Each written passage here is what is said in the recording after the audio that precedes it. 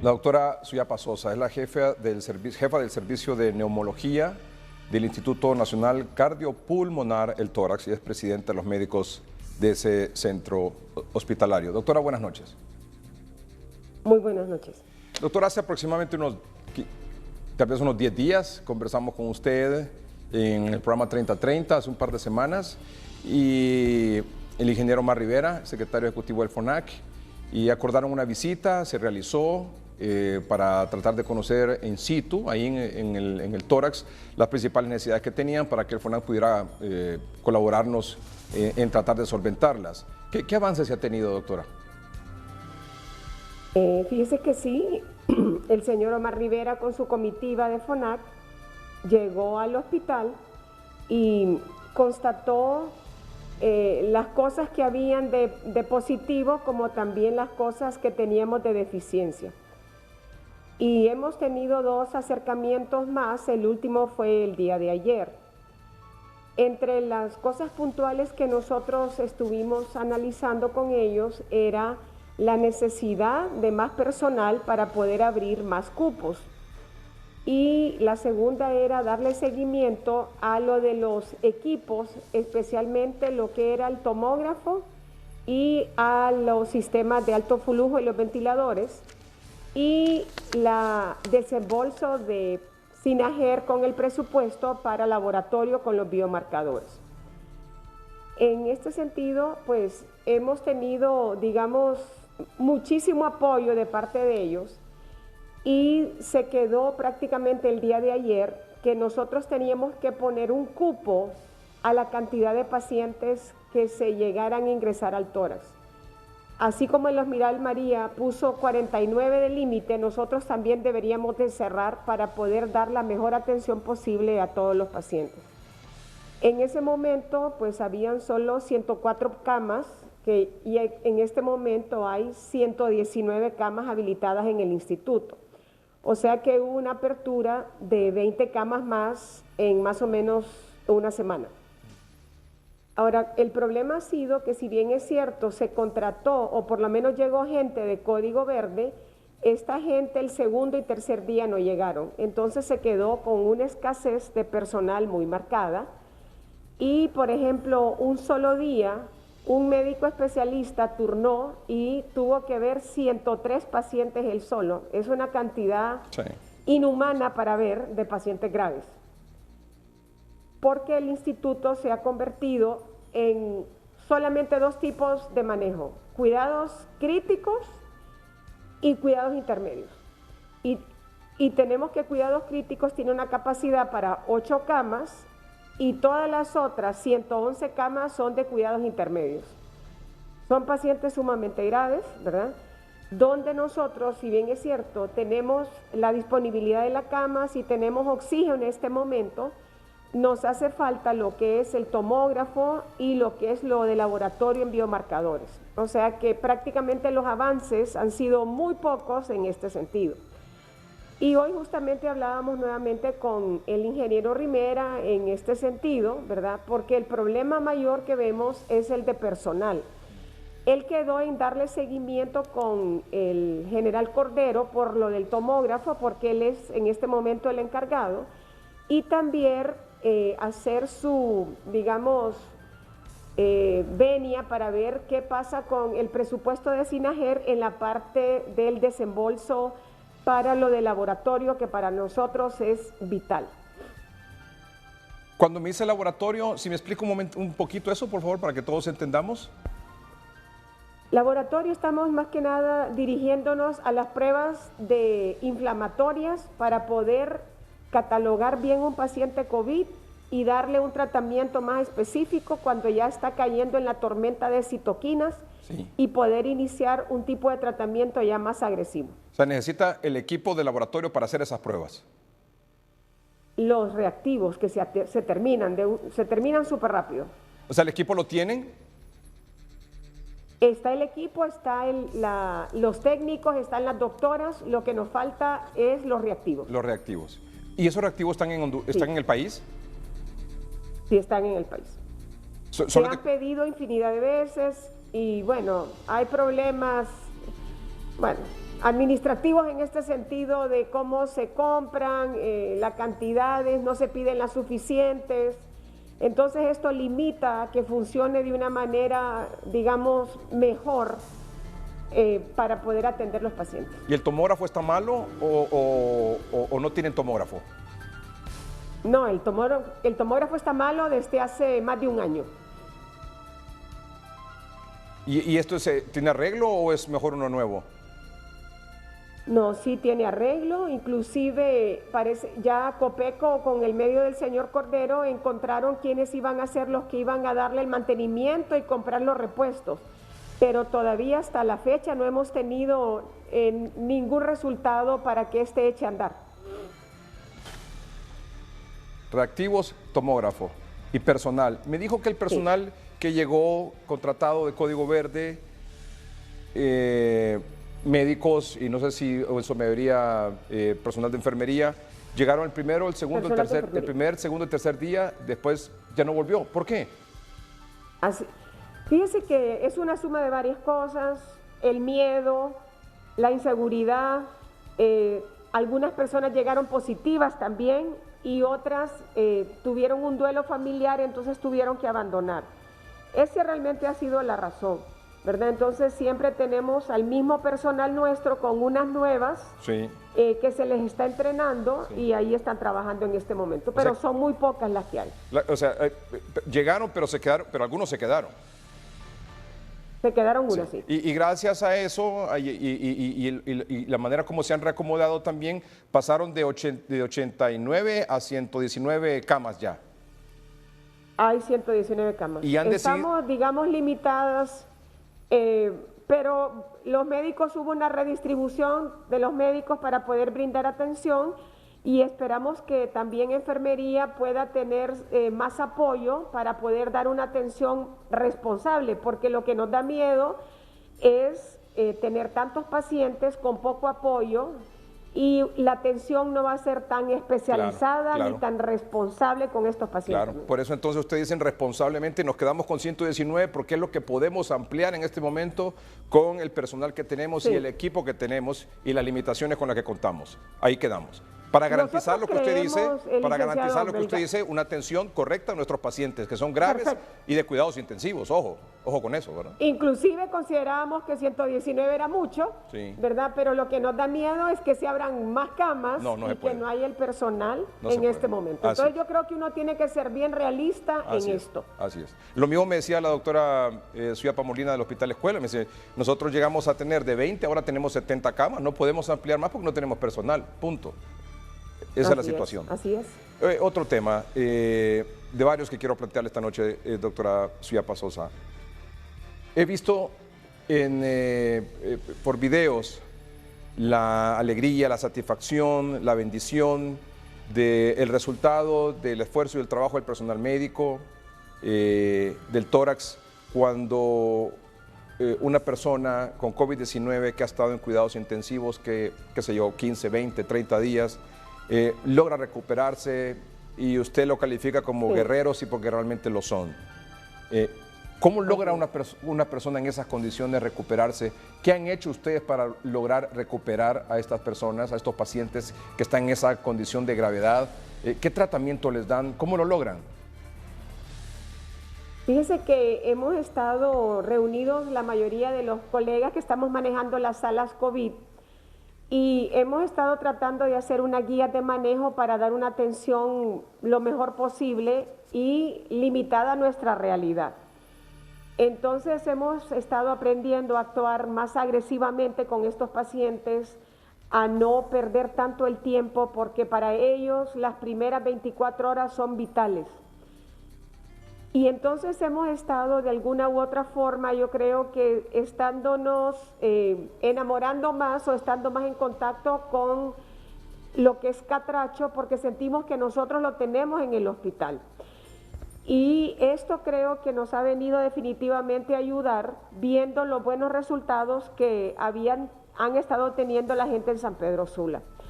Inclusive estuvimos hablando con el doctor Miguel Sierra Hoffman el día sábado, donde ellos presentaron lo que hicieron, lo que van a estar presentando en Estados Unidos, con casos clínicos. Nosotros presentamos algunos de los nuestros y fíjese que nos gustó mucho que él nos decía todo lo que uno hace teniendo tan poco. Ok, yo le comentaba que para mí era una envidia que él pudiese tener biomarcadores y poderlos hacer hasta 6 veces a un paciente. Nosotros lo podemos hacer una vez, lo más 2. Y lo mismo con las tomografías, que él podía darse el lujo de repetir una tomografía para ver cómo estaba el paciente una vez que egresaba. Para nosotros esto es imposible, ¿verdad? Esto es imposible.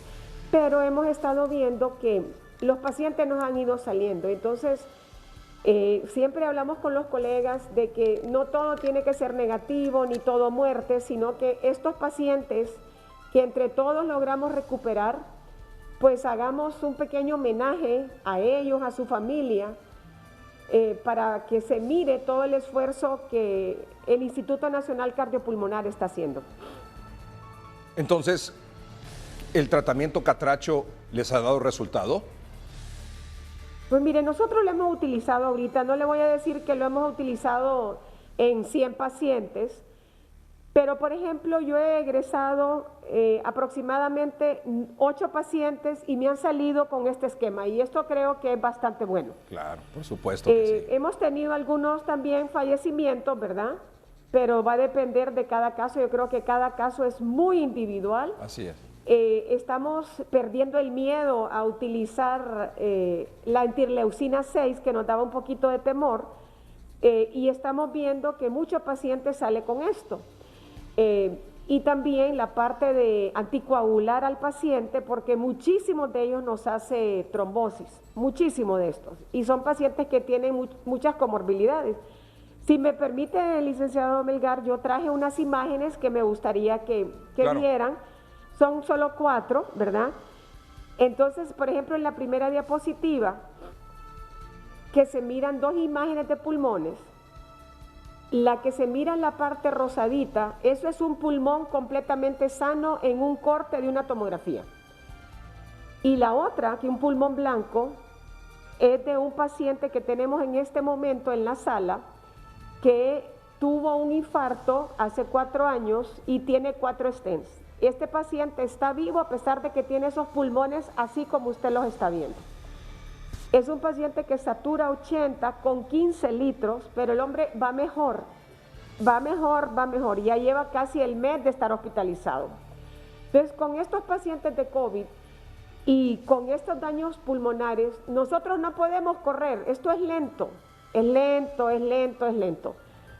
En la segunda diapositiva que ustedes pueden ver, es un paciente que logramos egresar diabético con este protocolo Catracho y la verdad que fue una gran felicidad, fue de los pacientes que pudimos grabar y miren ustedes el daño que se mira en la tomografía.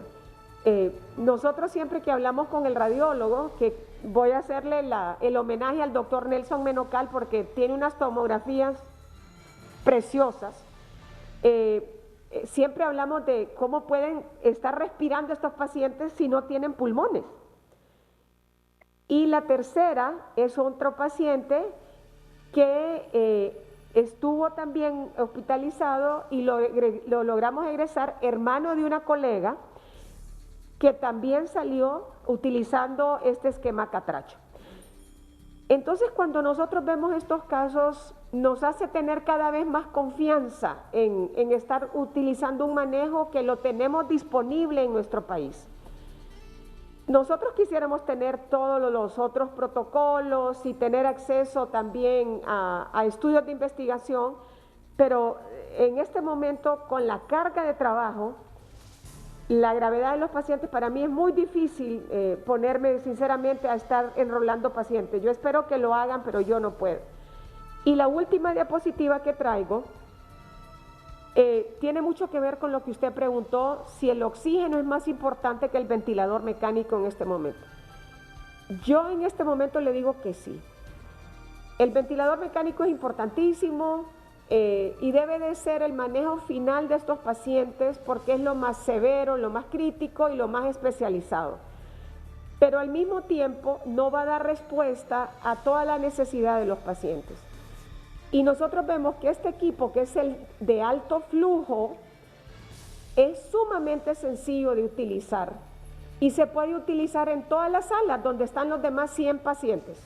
Y se puede utilizar en los hospitales regionales y lo puede utilizar enfermería bien entrenado, un médico general, cualquier especialista. En la gráfica aparece el doctor Gerardo Mejía, que es el médico que está conmigo cuando estábamos entrenando al personal de enfermería a utilizar el alto flujo. Y esto es lo que se debe de estar utilizando en las salas. Y nosotros en el hospital tenemos únicamente 2 y el día de, creo que fue el viernes o el sábado, ingresaron 2 más que el instituto compró. En el país solamente hay, no llegan ni a 50 altos flujos. Y esto es lo que se debe de comprar. Y nosotros cuando nos pregunta gente que quieren dar apoyo al Instituto Nacional Cardiopulmonar, esto es lo que estamos pidiendo. Los sistemas de alto flujo con los flujómetros de alto flujo. Porque esto es lo que va a hacer que yo le dé a un paciente 60, 70, 80 litros de oxígeno. No solamente 15 litros, que es la que tengo yo disponibilidad en este momento. Entonces, esta es una manera de poder parar la enfermedad, tratarla y evitar que llegue a cuidados intensivos. O un paciente, después de que salga de cuidados intensivos, puede llegar a la sala a utilizar este sistema, ir bajándolo y darle el cupo a otro paciente. Entonces, cuando nosotros decimos que es muy difícil que un paciente del tórax se vaya al polideportivo, es por esto. Porque ustedes ya vieron los pulmones de nuestros pacientes. Estos pacientes quedan con pulmones rígidos, todavía oxígeno dependiente por bastante tiempo y necesitan rehabilitación pulmonar. Esto es vital para que el paciente pueda recuperarse en una forma exitosa. Doctora, ¿solo tiene 2 de estos sistemas de alto flujo con flujómetros? Perdón, 4. En esto tenemos 4 en este momento. 4. ¿Esto se adquiere aquí en el país o no? Mire, justamente en 3 semanas van a venir 20. ¿Para el tórax? Van a venir 20 de estos. ¿Para el tórax? No, van a venir al país. Al país. Va al país. Entonces estamos diciéndole a la gente que nos quiere apoyar que se aboque para que esto es lo que nos compre en este momento. Eso es lo que necesita. Porque los ventiladores mecánicos, ¿verdad? O sea, en este momento solo funcionan 7. Justo esto me lo dijo la jefe de cuidados intensivos, donde 4 ventiladores no funcionan y se van a devolver porque son obsoletos y tenía muchísima falla. Entonces va a ser más difícil poder acceder a más ventiladores. No es que sea imposible, pero este de alto flujo es más sencillo de acceder y es más fácil de que la mayoría de los médicos lo podamos manejar. Y además, en este momento, la mayoría de los pacientes, digamos el 80% de los pacientes que requieren atención médica, requieren de oxígeno y no de ventilador. Así es. Por lo tanto, todo el esfuerzo, toda la estrategia debe ir orientada a ese 80%, que son los pacientes leves, claro, leves y moderados. Sí, leves, moderados, inclusive algunos severos, pero no los más críticos, porque los más críticos van a ir a cuidados intensivos.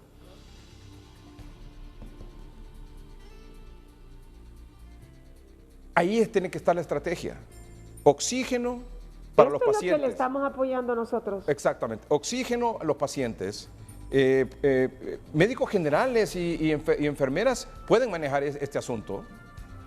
Es que es súper fácil de manejar. Sí, y pueden ser contratados y pueden tener el permiso de sus padres, de sus familiares para ir y atender con el equipo de seguridad, pero no en el riesgo, por ejemplo, y el temor que tienen de estar en el tórax.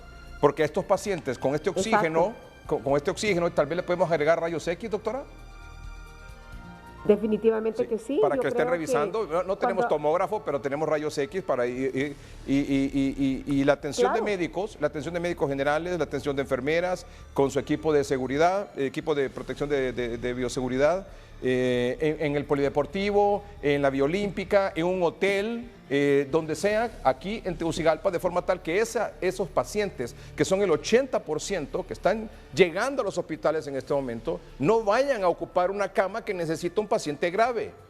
Y por eso entonces está el riesgo del colapso de los hospitales, por esta cantidad de pacientes que probablemente los podemos derivar a otro lugar que se puede habilitar con oxígeno, con médicos generales, con personal de enfermería y con rayos X portátiles.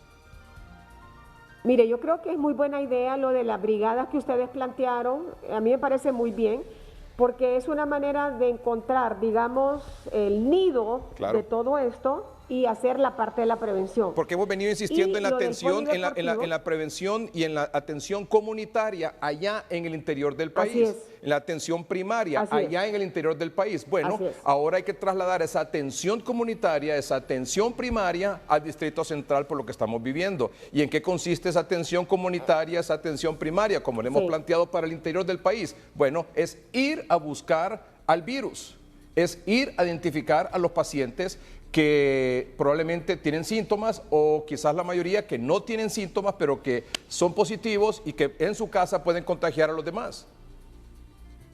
Mire, yo creo que esto se debió haber hecho hace tiempo, pero ya no es de llorar por la leche derramada, sino que así ver es. qué es lo que vamos a hacer. Claro, ¿Verdad? claro. Entonces, yo creo que eso es una excelente estrategia. Lo del polideportivo, yo quiero que pienso, y se lo dijimos a FONAC, la Junta Directiva, ayer que estábamos hablando, que la posición del polideportivo tiene que ser más beligerante, un hospitalito. Claro, claro. Que allá haya médicos, enfermeras, que tengan oxígeno, que tengan prueba rápida para hacerla, Claro. un equipito de lo básico de hemograma, química, Rayos X. una rayos X portátil, y usted con eso va a resolver. Y si el paciente lo va a poder hospitalizar ahí, lo hospitaliza si es leve o moderado. Sí. Y si usted considera que es más grave, pues llama a cualquiera de los hospitales, uno está en comunicación y decide si lo refieren o no, y uno le guarda el cupo, pero tiene que haber esta comunicación bidireccional. Y yo creo que todos los médicos de los hospitales estaríamos apoyando esta estrategia, porque de esa manera no nos vamos a cargar con pacientes que pueden ser perfectamente manejados en otro nivel. En estos Porque hospitalitos. mucho paciente, exactamente, porque mucho paciente moderado quiere quedarse en un hospital y a veces le quita el cupo a un paciente más grave. Así es, así es. Y ¿Qué es eso lo es que está lo que tenemos pasando en este nosotros momento? que jugar. ¿Qué es lo que está pasando en este Claro. momento?